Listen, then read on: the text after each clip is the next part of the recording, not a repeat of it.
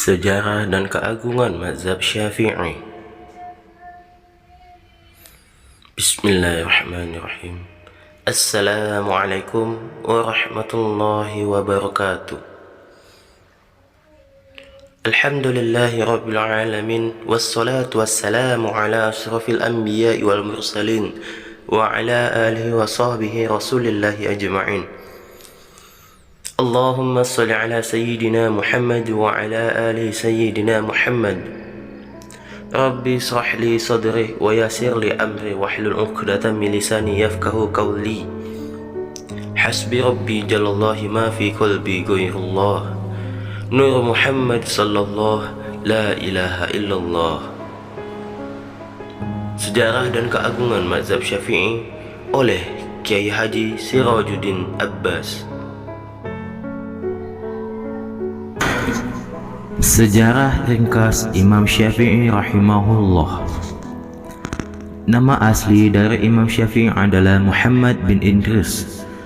Gelar beliau Abu Abdillah. Orang Arab kalau menuliskan nama biasanya mendahulukan gelar dari nama, sehingga berbunyi Abu Abdillah Muhammad bin Idris. Beliau lahir di Gaza, bagian selatan dari Palestina, pada tahun 150 Hijriah, pertengahan abad kedua Hijriah. Ada ahli sejarah mengatakan bahwa beliau lahir di Asqalan, tetapi kedua perkataan ini tidak berbeda karena Gaza dahulunya adalah daerah Asqalan. Kampung halaman Imam Syafi'i rahimahullah bukan di Gaza, Palestina, tetapi di Mekah, yaitu Hijaz. Dahulunya ibu bapak beliau datang ke Gaza untuk suatu keperluan, dan tidak lama setelah itu beliau lahir. Ketika beliau masih kecil, bapaknya meninggal di Gaza, dan beliau menjadi anak yatim yang hanya dibela oleh ibunya saja. Sejarah telah mencatat bahwa ada dua kejadian penting sekitar kelahiran Imam Syafi'i rahimahullah, yaitu yang pertama, sewaktu Imam Syafi'i dalam kandungan, ibunya bermimpi bahwa sebuah bintang telah keluar dari perutnya dan terus naik membumbung tinggi. Kemudian bintang itu pecah bercerai dan berserak menerangi daerah-daerah sekelilingnya. Ahli mimpi mentakbirkan bahwa ia akan melahirkan seorang putra yang ilmunya akan meliputi seluruh jagat. Sekarang menjadi kenyataan bahwa ilmu Imam Syafi'i rahimahullah memang memenuhi dunia, bukan saja di tanah Arab, di Timur Tengah dan Afrika, tetapi juga sampai ke timur jauh, ke Indonesia, Malaysia, Thailand, Filipina, dan lain-lain. Yang kedua, sepanjang sejarah pada hari Imam Syafi'i rahimahullah dilahirkan itu, meninggal dunia dua orang ulama besar, seorang di Baghdad, Irak, yaitu Imam Abu Hanifah Nu'man bin Thabit, yaitu pembangun mazhab Hanafi, dan yang seorang lagi di Mekah, yaitu Imam Ibnu Jurayj al-Makki.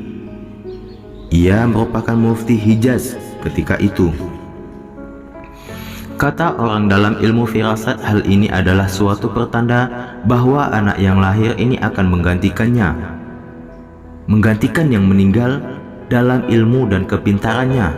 Memang firasat ini akhirnya terbukti dalam kenyataan.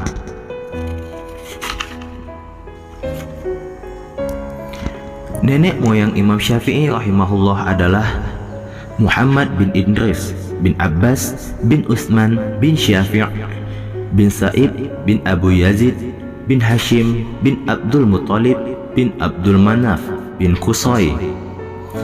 Abdul Manaf bin Qusay yang menjadi nenek ke-9 dari Imam Syafi'i rahimahullah adalah Abdul Manaf bin Qusay, nenek yang keempat dari Nabi Muhammad sallallahu alaihi wasallam. Nenek moyang Nabi Muhammad sallallahu alaihi wasallam sebagai dimaklumi adalah Muhammad bin Abdullah bin Abdul Muttalib bin Hashim bin Abdul Manaf bin Qusay bin Kilab bin Marah bin Ka'ab bin Lu'ay bin Ghalib bin Fihir bin Malik bin Nadar bin Kinanah bin Kuzaimah bin Mudrikah bin Ilyas bin Ma'ad bin Adnan sampai kepada Nabi Ismail dan Nabi Ibrahim alaihima salatu wassalam. Teranglah dalam silsilah ini bahwa Imam Syafi'i rahimahullah senenek moyang dengan Nabi Muhammad sallallahu alaihi wasallam. Adapun dari pihak ibu yaitu Fatimah binti Abdullah bin Hasan bin Husain bin Ali bin Abi Thalib radhiyallahu anhu. Ibu Imam Syafi'i rahimahullah adalah cucu dari cucu Sayyidina Ali bin Abi Thalib, menantu sahabat Nabi dan khalifah keempat yang terkenal. Sepanjang sejarah diketemukan bahwa Sa'ib bin Abu Yazid, nenek Imam Syafi'i yang kelima, adalah sahabat Nabi Muhammad SAW. Jadi baik dipandang dari segi keturunan darah maupun dipandang dari keturunan ilmu, maka Imam Syafi'i rahimahullah yang kita bicarakan ini adalah karib kerabat dari Nabi Muhammad SAW. Gelaran Syafi'i dari Imam Syafi'i rahimahullah diambil dari nenek moyangnya yang keempat, yaitu Syafi'i bin Sa'ib. Ketika kembali ke Mekah Al-Mukarramah setelah usia Imam Syafi'i rahimahullah 2 tahun, ia dibawa ibunya kembali ke Mekah Al-Mukarramah, yaitu kampung halaman beliau, dan tinggal di Mekah sampai usia 20 tahun, yakni sampai tahun 170 Hijriah. Dalam angka 20 ini terdapat perbedaan dalam catatan sejarah. Ada yang mengatakan sampai usia 13 tahun, ada yang mengatakan sampai 14 tahun, ada yang mengatakan sampai usia 20 tahun, dan ada yang mengatakan sampai usia 22 tahun.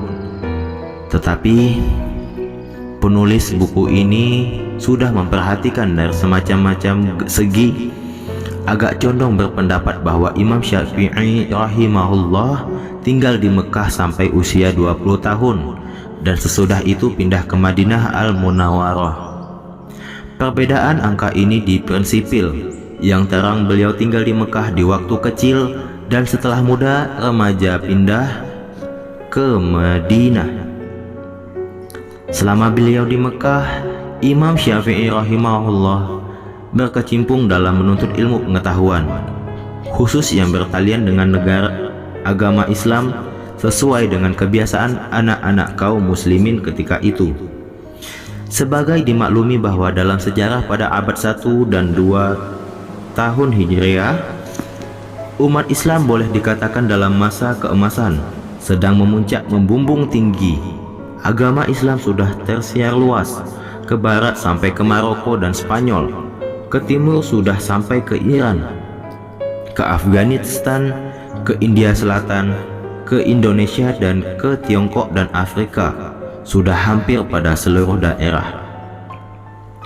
Pada abad-abad itu yang berkuasa adalah khalifah-khalifah Ar-Rasyidin, khalifah-khalifah Bani Utsmaniyah, dan khalifah-khalifah Bani Abbas, yang terkenal bukan saja dalam keberanian tetapi juga dalam memperkembangkan ilmu pengetahuan. Dalam masa khalifah-khalifah Harun Ar-Rasyid 170 sampai 193 Hijriah dan Al-Ma'mun 198 sampai 218 Hijriah terkenal sebagai masa yang memuncak tinggi kedudukan ilmu pengetahuan. Dalam agama Islam yang sangat dipatuhi orang ketika itu, baik dalam hadis-hadis Nabi maupun dalam Al-Quran, banyak sekali terdapat petunjuk-petunjuk yang mengajarkan dan mengarahkan rakyat supaya belajar segala macam ilmu pengetahuan, khususnya yang bertalian dengan agama. Sesuai dengan ini, maka Imam Syafi'i rahimahullah pada masa mudanya menghabiskan waktunya untuk menuntut ilmu pengetahuan. Markas-markas ilmu pengetahuan ketika itu adalah di Mekah, di Madinah, di Kufah, atau di Irak, di Syam, Damsyik, dan di Mesir. Oleh karena itu, seluruh pemuda mengidam-idamkan Imam Syafi'i rahimahullah belajar membaca Al-Quran kepada Ismail bin Kustain untuk mencari ilmu pengetahuan dalam usia 9 tahun yang tinggi. Imam Syafi'i telah menghafal ke-30 juznya Al-Quran di luar kepala. Catatlah ini, yaitu dalam usia 9 tahun. Imam Syafi'i pada mulanya tertarik dengan prosa dan puisi, syair-syair dan sajak-sajak bahasa Arab klasik, sehingga beliau sewaktu-waktu datang ke kabilah-kabilah Badui di padang pasir, kabilah Huzail dan lain-lain. Kadang-kadang beliau tinggal lama di kabilah-kabilah itu untuk mempelajari sastra Arab, sehingga akhirnya Imam Syafi'i rahimahullah mahir dalam kesusasteraan Arab kuno, dan beliau menghafal di luar kepala syair dari Imrun ul-Qais, syair Zuhair, syair Jarir, dan lain-lain. Hal ini kemudian ternyata ada baiknya karena dapat menolong beliau memahamkan Al-Quran yang diturunkan dalam bahasa Arab yang fasih, yang asli dan yang murni. Tersebutlah dalam sejarah yang diceritakan oleh Mus'hab bin Abdullah Az-Zabiri sebagai termaktub dalam kitab Al-Majmu' bahwa Imam Syafi'i rahimahullah pada waktu mudanya hanya tertarik kepada puisi, syair-syair dan sajak bahasa Arab klasik, tetapi kemudian beliau terjun mempelajari hadis dan fikih. Sebabnya ialah bahwa pada suatu hari ia mengendarai onta, di belakangnya ada seorang lain, yaitu juru tulis bapak saya. Kata Mus'hab, Muhammad bin Idris ketika itu berdendang dan bernyanyi mendengungkan sebuah syair. Juru tulis bapak saya mengetok dengan tongkatnya dari belakang dan menegurnya, "Ah, pemuda seperti kamu menghabiskan kepemudaannya dengan berdendang dan bernyanyi. Alangkah baiknya kalau waktu kepemudaanmu ini dipakai untuk mempelajari hadis dan fikih."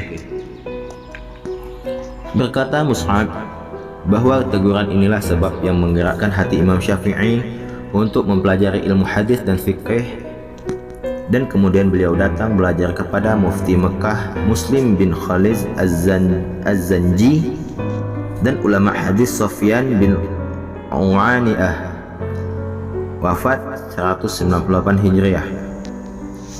Inilah di antara guru Imam Syafi'i rahimahullah dalam ilmu hadis dan fikih. Selain daripada itu, Imam Syafi'i rahimahullah menceritakan tentang diri beliau begini: saya pada mulanya mempelajari ilmu nahwu, disebut juga gramatika, dan Arab, kesusasteraan. Kemudian setelah saya datang kepada Muslim bin Khalid, beliau bertanya, "Hai Muhammad, kamu dari mana?" Jawabku, "Saya orang sini, orang Mekah." "Dari kampung mana?" "Dari kampung Khaib." "Dari kabilah apa?" "Dari kabilah Abdu Manaf." Bakin atau disebut senang sekali. "Tuhan telah memuliakan kamu dunia akhirat. Alangkah baiknya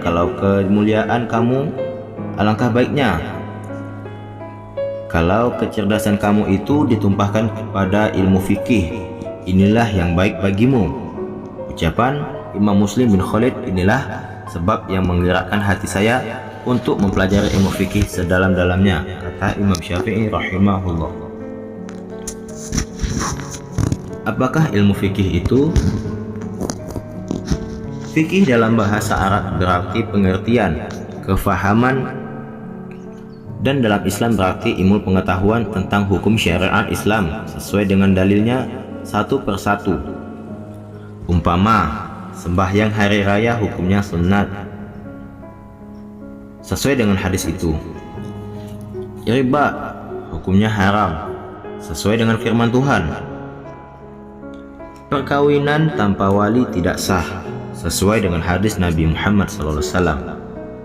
Minum arak hukumnya haram sesuai dengan Al-Quran dalam surat itu, dan lain-lain sebagainya. Orang yang ahli dalam ilmu fikih disebut faqih, jamaknya fuqaha.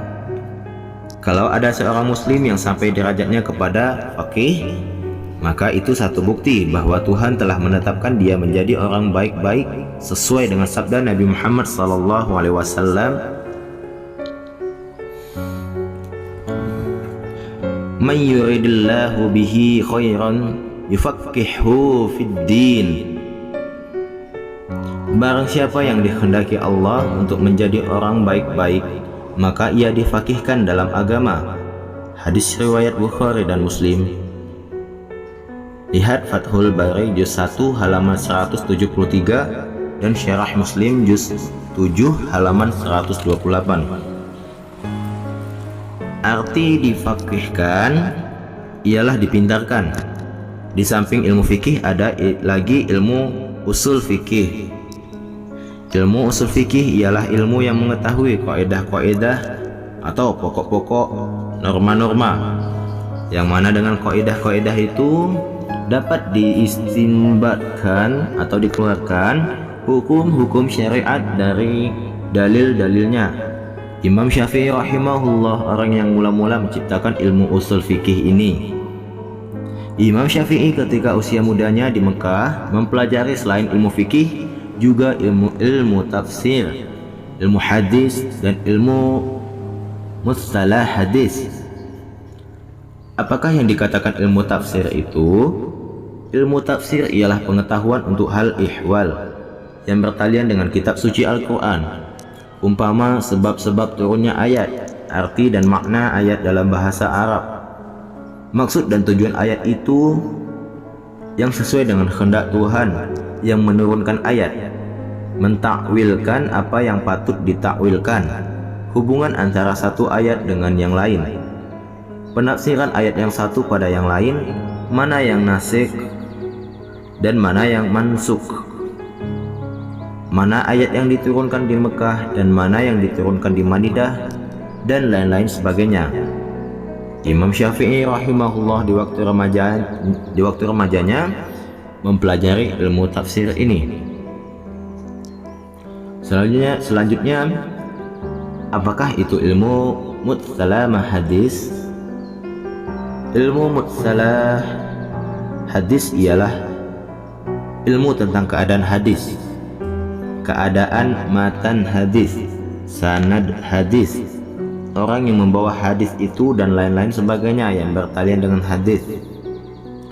Orang-orang yang mengetahui ilmu mustalah hadis akan mengetahui dengan mudah bahwa hadis ini sahih, hadis ini hasan, hadis ini dhaif, hadis ini qati atau putus sirawinya, dan lain-lain sebagainya.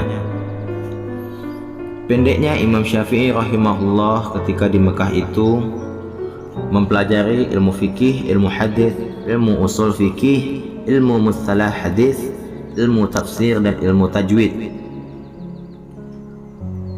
Adalah kenyataan bahwa Imam Syafi'i dalam usia 9 tahun telah hafal Al-Quran di luar kepala, dan dalam usia 10 tahun sudah pula hafal di luar kepala kitab fikih dengan keterangan Imam Malik yang bernama Al-Muwatta.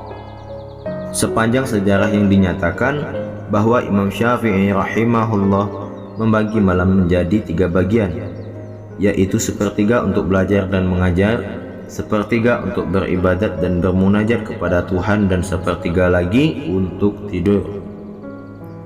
Kalau siang hari dari pagi sampai waktu zuhur, Imam Syafi'i rahimahullah bekerja dalam soal-soal ilmu pengetahuan. Bekerja dari jam 8 pagi sampai zuhur sebagai yang dipraktekkan orang sekarang adalah atas petunjuk Imam Syafi'i rahimahullah pada mulanya. Dalam satu riwayat 15 tahun, Imam Syafi'i rahimahullah telah diberi izin oleh gurunya Muslim bin Khalid Az-Zanji untuk mengajar di Masjidil Haram atau di Makkah, sehingga mengagumkan orang-orang haji yang naik haji ke Mekah pada tahun-tahun itu.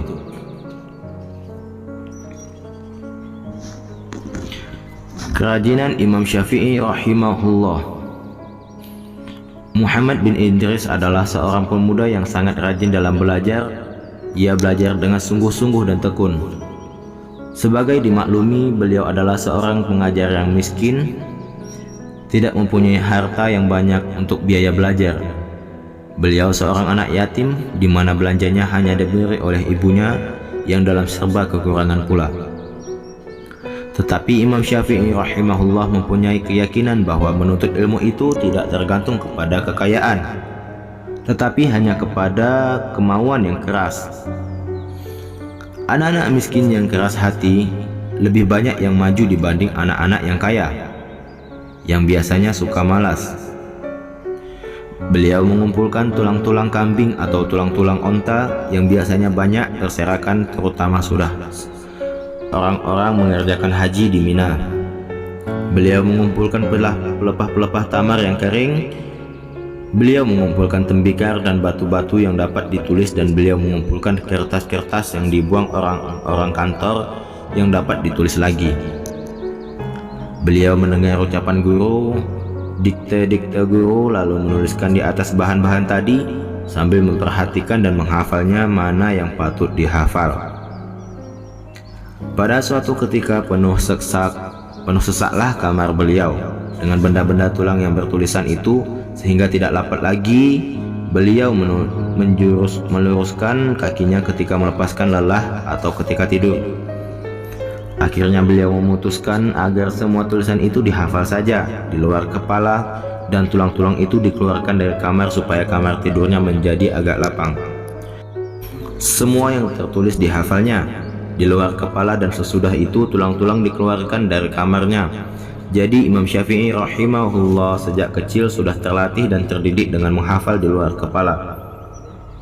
Ilmu itu yang ada dalam dada, bukan yang ada dalam kertas. Kata peribahasa, inilah nampaknya yang diamalkan oleh Imam Syafi'i rahimahullah.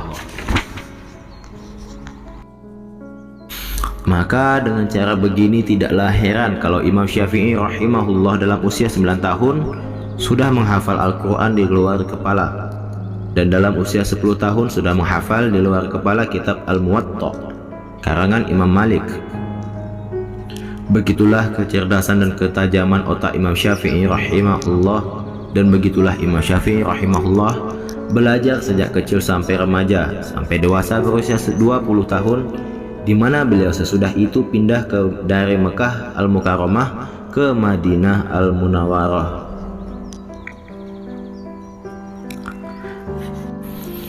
Mencari ilmu ke Madinah.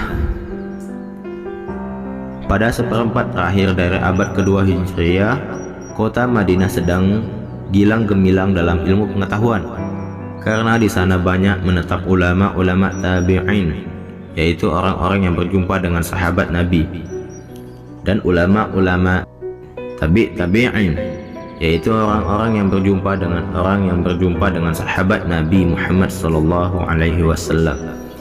Di tengah-tengah ulama-ulama yang banyak itu ada orang yang menonjol, yang menjadi bintangnya, yaitu seorang ulama yang terkenal dengan gelar julukan Imam Darul Hijrah, yaitu imam negeri tempat Nabi berpindah, yaitu Imam Malik bin Anas, yang mana ia pembangun mazhab Maliki.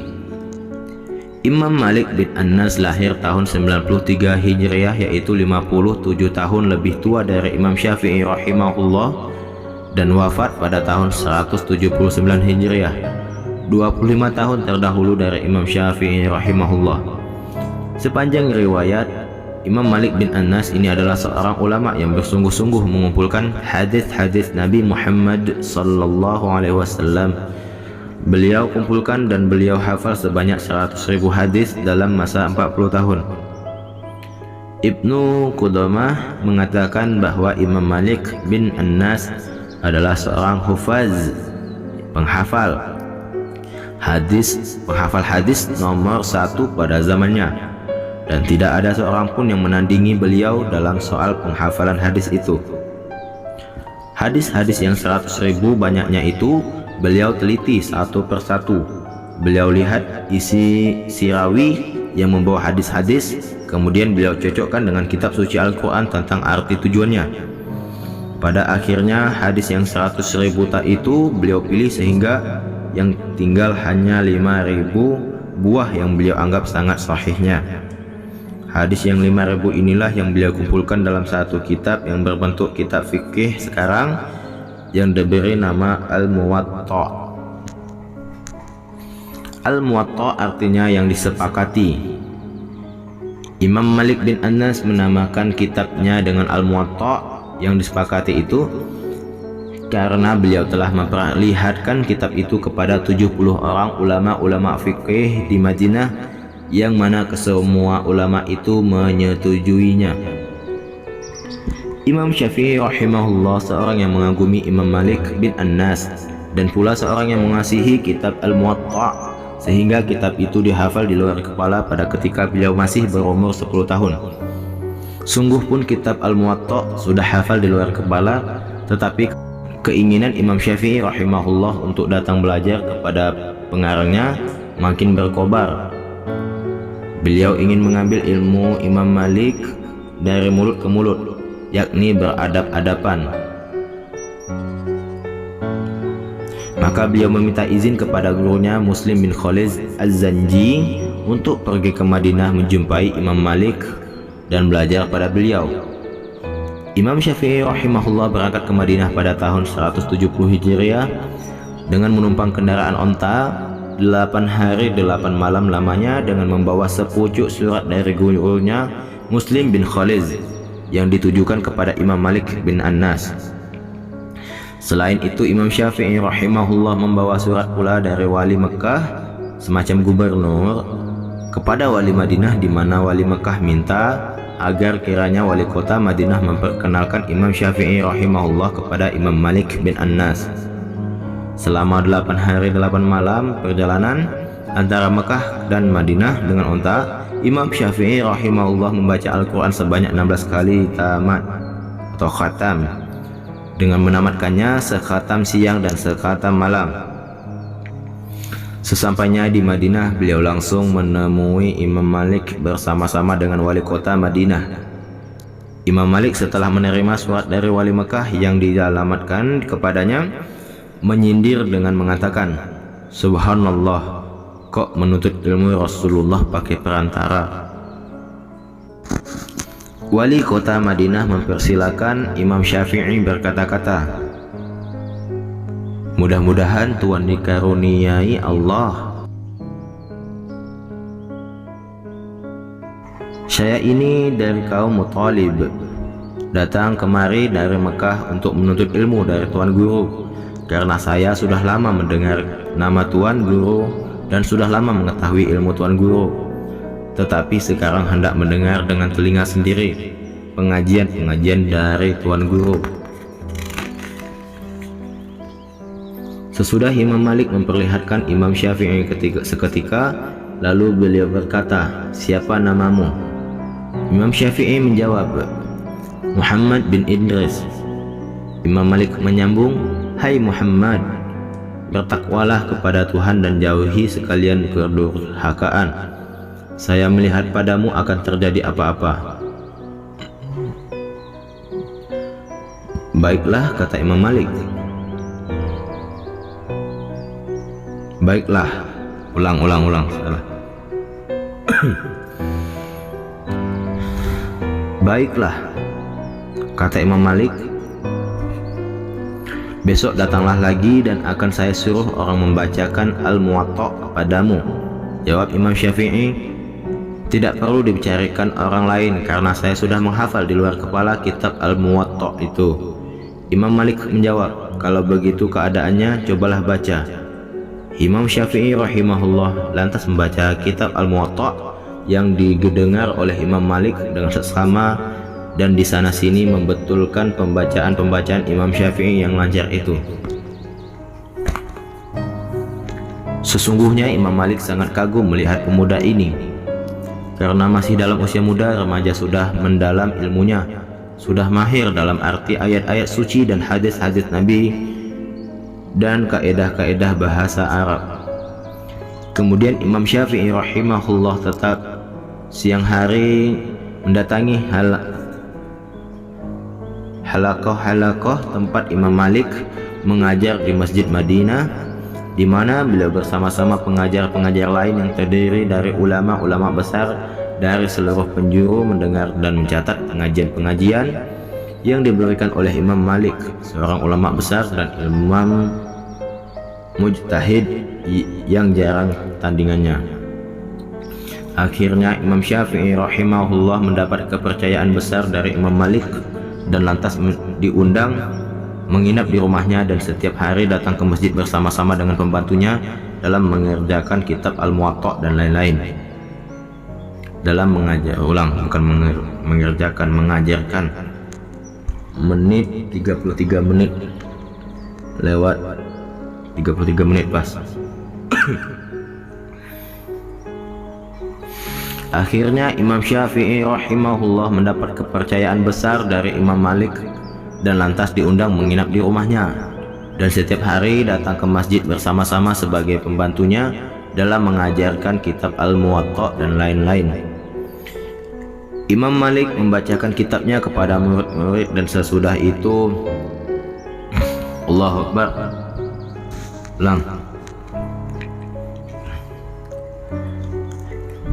Imam Malik membacakan kitabnya kepada murid-murid Allahu Akbar.